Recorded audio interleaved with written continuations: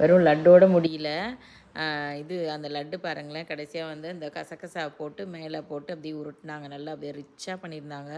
செம்ம டேஸ்டியாக இருந்தது, எல்லாருக்கும் பிடிச்சிருந்தது.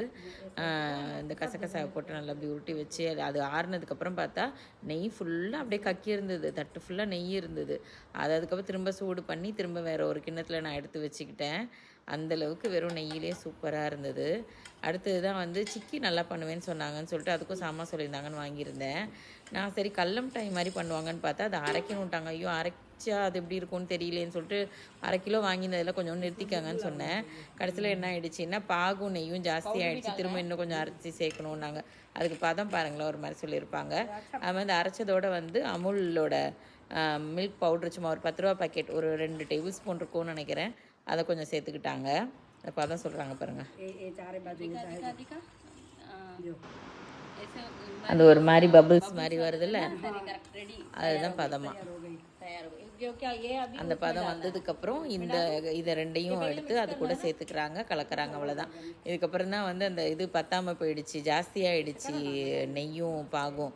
அப்புறம் திருப்பியும் அதை திரும்ப அரைச்சி திரும்ப சேர்த்துக்கிட்டேன். 1/2 கிலோவில் வந்து சும்மா ஒரு 100 கிராம் தான் எடுத்து வச்சுருப்பேன், மீதி ஃபுல்லாகவே சேர்த்துட்டேன். அதனால் செம்ம ஸ்வீட்டாக, அதுவுமே நல்ல நெய் வாசனையோட செமையாக இருந்துச்சு.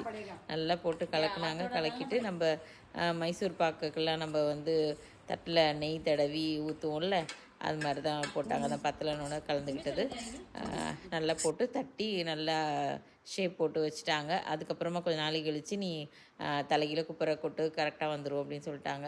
இதெல்லாம் முடிச்சுட்டு என்னை உடலை அன்றைக்கி புதன்கிழமையா எய்த்த வீட்டில் வந்து பகவத்கீதை படிப்பாங்க புதன்கிழமை 4 to 5.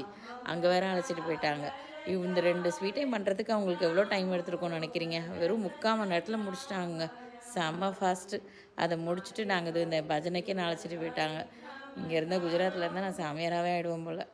ஒவ்வொரு இதுக்கும் சாமியார், ஒவ்வொன்றுத்துக்கும் கோயிலுக்கும் அதுக்கும் தான் போயிட்டே இருக்கேன் நான்.